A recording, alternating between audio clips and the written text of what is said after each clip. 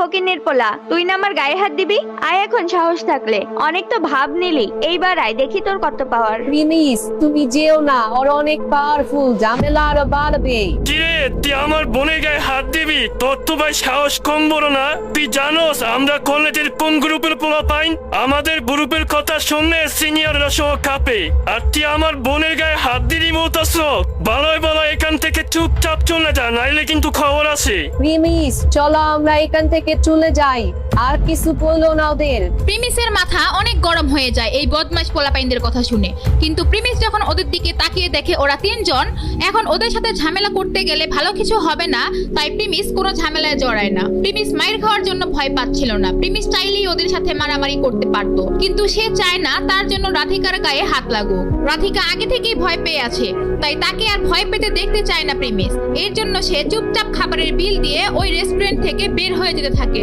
আর তখন জ্যোতি মেয়েটি তাদেরকে শুনিয়ে শুনিয়ে বলে, আরে ভাই দেখ দেখ কি ভীতু বয়ফ্রেন্ড নিয়ে আসছে, আমার বয়ফ্রেন্ড এমন হইলে আমি কবে ব্রেকআপ করে দিতাম। প্রিমিস আর রাধিকা তাদের এই কথা শুনেও কোনো পাত্তা না দিয়ে রেস্টুরেন্ট থেকে বাইরে চলে যায়। এরপর প্রিমিস রাধিকার কাছে জানতে চায়, আচ্ছা রাধিকা, ওরা কিসের গ্রুপের কথা বললো? এই গ্রুপের এত কিসের পাওয়ার? ওরা তো কলেজে আইসা গুন্ডামি শুরু করে দিছে, আমার একটু বলো তো। ওদের যে গ্রুপটা আছে না, এটা অনেক পাওয়ারফুল। এটা আমাদের কলেজের সামনে একটা গ্রুপ, কলেজের পোলাপাইনরা ওই গ্রুপে গিয়ে জয়েন করে, আর তাদের গ্রুপের পাওয়ারে সবার সাথে খারাপ ব্যবহার করে। এর জন্য আমি তোমাকে ওদের ওইখান থেকে নিয়ে আসছি। প্রিমিস রাধিকার কথা সব শুনে কিন্তু কোনো কিছু তাকে বলে না, তবে সে মনে মনে ভেবে নেয় এই গ্রুপের পোলাপাইনদের সে একটা উচিত শিক্ষা দিবে, যাতে রাধিকা এইটা মনে না করে যে সে একটি কমজোর ছেলের সাথে বন্ধুত্ব করেছে। এরপর প্রিমিস ভাবে তার আসল পাওয়ার ব্যবহার করে সে একটা বদলা নিবে। আচ্ছা প্রিমিস, আমি কলেজের হোস্টেল ছেড়ে দিব ভাবছি।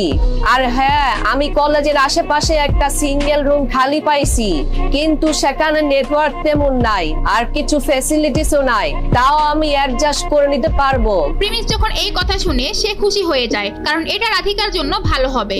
তাহলে ওই বদমাশ ছেলেগুলো রাধিকাকে আর ডিস্টার্ব করতে পারবে না। কিন্তু প্রিমিস জানে কলেজের পাশের রুমগুলো অতটা ভালো না, তাই সে নিজে ভাবে সে একটা ফ্ল্যাট কিনবে, আর সেখানে রাধিকাকে থাকতে দিয়ে তাকে একটা সারপ্রাইজ দিবে। আচ্ছা রাধিকা, তাহলে চলো এখন আমরা আমাদের বাসায় চলে যাই।